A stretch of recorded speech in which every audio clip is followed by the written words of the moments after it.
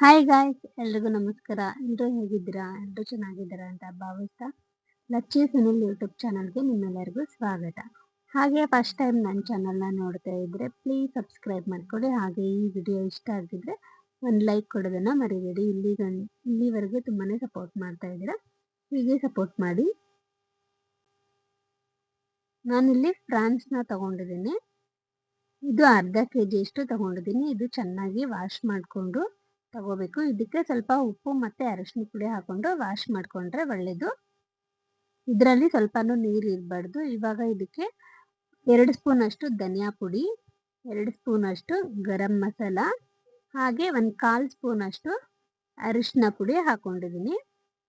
ಮತ್ತೆ ಖಾರಕ್ಕೆ ನೋಡಿಕೊಂಡು ರೆಡ್ ಚಿಲ್ಲಿ ಪೌಡರ್ ಹಾಕೊಂಡಿದ್ದೀನಿ. 1.5 ಸ್ಪೂನ್ ಅಷ್ಟು ರೆಡ್ ಚಿಲ್ಲಿ ಪೌಡರ್, ಹಾಗೆ ಅರ್ಧ ಸ್ಪೂನ್ ಅಷ್ಟು ಸಾಲ್ಟ್ ಹಾಕೊಂಡಿದ್ದೀನಿ, ಅಂದರೆ ಉಪ್ಪು ಹಾಕೊಂಡಿದ್ದೀನಿ. ಒಂದು ಅರ್ಧ ಸ್ಪೂನ್ ಅಥವಾ 1 ಸ್ಪೂನ್ ಅಷ್ಟು ಮೊಸರು ಹಾಕೊಂಡಿದ್ದೀನಿ, ಸ್ವಲ್ಪ ಗಟ್ಟಿ ಇರುವಂಥ ಮೊಸರು. 1/4 ಸ್ಪೂನ್ ಅಷ್ಟು ಪೆಪ್ಪರ್ ಪೌಡ್ರ್ ಹಾಕೊಂಡಿದ್ದೀನಿ. ಇದನ್ನೆಲ್ಲ ಚೆನ್ನಾಗಿ ಇವಾಗ ಕಲಿಸ್ಕೋಬೇಕು. ನೋಡಿ, ಇವಾಗ ನಾನು ಕಲಿಸಿ ಇಟ್ಕೊಂಡಿದ್ದೀನಿ. ಇಲ್ಲಿ ಒಂದು ಪ್ಯಾನ್ನ ತಗೊಂಡಿದ್ದೀನಿ. ಇದಕ್ಕೆ ಒಂದು ಅರ್ಧ ಕಪ್ ಅಷ್ಟು ಎಣ್ಣೆ, ಅಂದರೆ ಒಂದು 4 ಸ್ಪೂನ್ ಅಷ್ಟು ಎಣ್ಣೆ ಹಾಕೊಂಡ್ರೆ ಸಾಕು. ಇದಕ್ಕೆ 5ರಿಂದ 6 ಕರ್ಬೇವಿನ ಸೊಪ್ಪಿನ ಎಲೆ, ಹಾಗೆ ಖಾರಕ್ಕೆ 1-2 ಹಸಿಮೆಣಸಿನ್ಕಾಯಿನ ಹಾಕೊಂಡಿದ್ದೀನಿ. ನಾವು ರೆಡ್ ಚಿಲ್ಲಿ ಪೌಡ್ರ್ ಕೂಡ ಯೂಸ್ ಮಾಡಿರ್ತೀವಿ, ಹಾಗಾಗಿ ಖಾರಕ್ಕೆ ನೋಡಿಕೊಂಡು ಹಸಿಮೆಣಸಿನ್ಕಾಯಿನ ಹಾಕೋಬೇಕು. 1 ಕಪ್ ಅಷ್ಟು ಚಿಕ್ಕದಾಗಿ ಕಟ್ ಮಾಡ್ಕೊಂಡಿರುವಂಥ ಈರುಳ್ಳಿನ ಹಾಕೊಂಡಿದ್ದೀನಿ. ಆಮೇಲೆ ಎಣ್ಣೆಗೆ ಕರಿಬೇವಿನ ಸೊಪ್ಪು, ಹಸಿಮೆಣಸಿನ್ಕಾಯಿ ಹಾಕಿದ ತಕ್ಷಣ ಅದು ಫ್ಲೇವರ್ ಬರೋವರೆಗೂ ಸ್ವಲ್ಪ ಫ್ರೈ ಮಾಡ್ಕೋಬೇಕು. ಈರುಳ್ಳಿ ಎಲ್ಲ ಸ್ವಲ್ಪ ಚೆನ್ನಾಗಿ ಬೇಯಿಸ್ಕೋಬೇಕು. ಇವಾಗ ಈರುಳ್ಳಿ ಎಲ್ಲ ಬೆಂದಮೇಲೆ ನಾನಿಲ್ಲಿ 1 ಸ್ಪೂನ್ ಅಷ್ಟು ಮನೇಲೆ ಮಾಡಿರುವಂಥ ಶುಂಠಿ ಬೆಳ್ಳುಳ್ಳಿ ಪೇಸ್ಟ್ನ ಹಾಕ್ತಾ ಇದ್ದೀನಿ. ಮನೇಲೆ ಮಾಡಿರೋದಿಲ್ಲ ಅಂದರೆ ಪ್ಯಾಕೆಟ್ ಕೂಡ ಹಾಕೋಬೋದು. ನಾನು ಯಾವಾಗಲೂ ಅಡುಗೆಗೆ ಆಲ್ಮೋಸ್ಟ್ ಮನೇಲೆ ಮಾಡಿರುವಂಥ ಶುಂಠಿ ಬೆಳ್ಳುಳ್ಳಿ ಪೇಸ್ಟ್ನ ಯೂಸ್ ಮಾಡ್ತೀನಿ, ಆರೋಗ್ಯಕ್ಕೂ ಕೂಡ ಒಳ್ಳೆಯದು. ಈಗ ಹಸಿ ಶುಂಠಿ ಬೆಳ್ಳುಳ್ಳಿ ಪೇಸ್ಟ್ ಸ್ವಲ್ಪ ಹಸಿ ವಾಸನೆ ಹೋಗೋವರೆಗೂ ಹುರ್ಕೋಬೇಕು. ಇದನ್ನ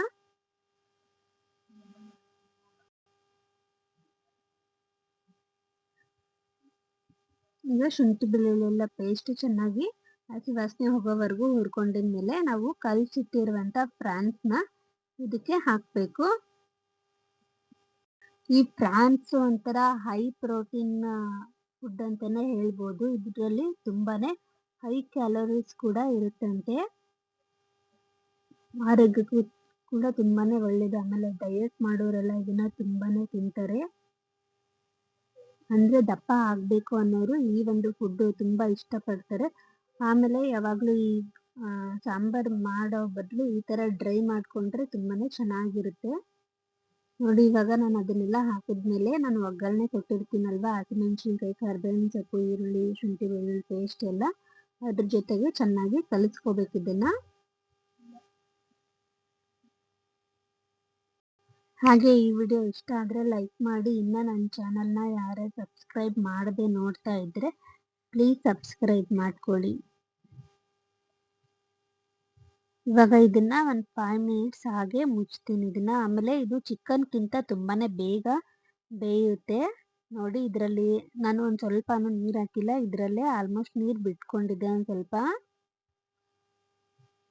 ಇದು ಬೇಗನೆ ಆಗೋಗುತ್ತೆ, ಜಸ್ಟ್ ಒಂದು 10 ನಿಮಿಷ ಸಾಕು. ಚಿಕನ್ ಎಷ್ಟು ಬೇಗ ಬೇಯುತ್ತೆ ಅದಕ್ಕಿಂತ ಬೇಗನೆ ಈ ಒಂದು ಫ್ರಾನ್ಸ್ ಬೇಗ ಬೇಯುತ್ತೆ.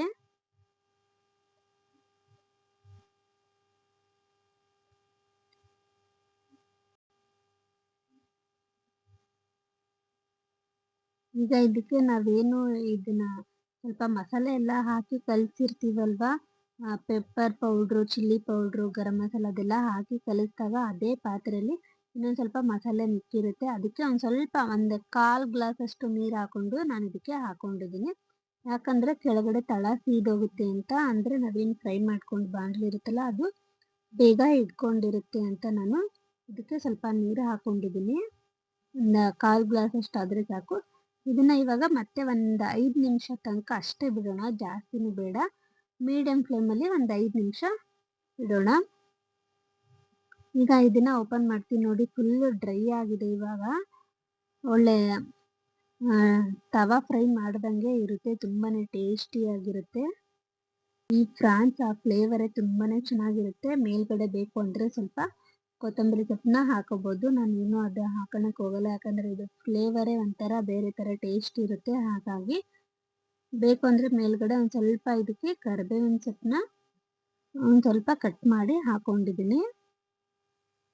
ಇವಾಗ ಹಾಕೊಂಡಿದ್ಮೇಲೆ ಇದನ್ನ ಗ್ಯಾಸ್ ಆಫ್ ಮಾಡಿ ಮತ್ತೆ ಇದನ್ನ ಒಂದ್ಸತಿ ಕಲಿಸ್ಕೊಂಡ್ರೆ ಸಾಕು.